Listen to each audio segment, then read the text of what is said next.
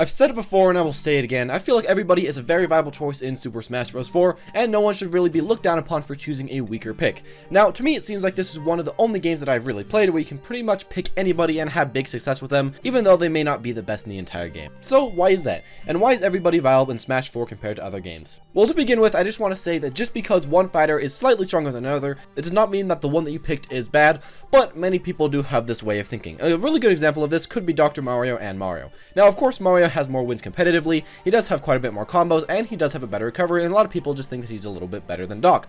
But just because Mario is a very good character, it doesn't mean that Dr. Mario is a bad one because he has less than Mario. Doc still has some really great things that he can do, and while not quite as good as the regular plumber, he's still a very playable character overall, and this does apply to a lot of characters in this game. Another thing to mention is that there are no clear, clean-cut stats in this game. You don't auto-win or auto-lose for picking X fighter over X fighter like an RPG could do. There's no stats like that. Sure, the game does have some characters with better abilities than the other, maybe less end lag, maybe more weight, something like that, and have a higher chance to win, but that does not mean that it is over from the start. We often see low rated characters win semi-big at these big tournaments, so that alone shows us how even if you have less, you can often make more out of it.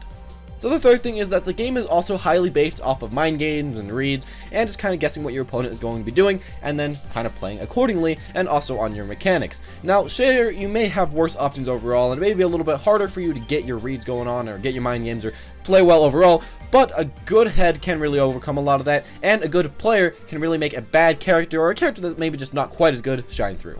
Another thing that I really love about this game is that almost all the fighters have something great to them that someone else doesn't really have in the game. There's almost no direct upgrades or direct downgrades in this game, so you almost always do have something that will be different that you can put onto the table. Now, some fighters have a little bit more or something better to put up there, but at least everybody has something. Now, some examples of this could of course be Jigglypuff and her amazing rest, some of her air mobility, Zelda with her early kill moves, that being fair and bare, and how Bowser can just kill really ridiculously early.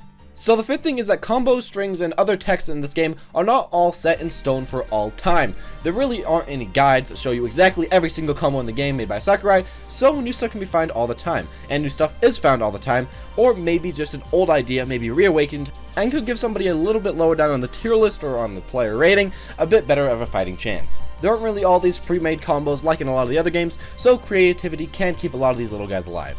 And finally, the game has been balanced well enough so that when somebody has a strength, another one usually has an ability to counter it. There's almost always something that you can do, and different fighters apply different strategies that can usually counter certain matchups.